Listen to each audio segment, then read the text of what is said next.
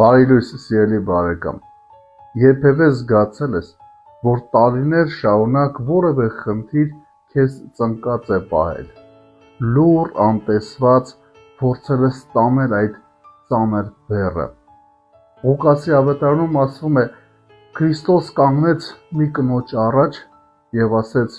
«Կին, ազատված ես»։ Խոսք, որ քանդեց, ազատեց այդ կնոջը 20-ամյա բեռից։ Այսօրվա պատգամը պարզ է.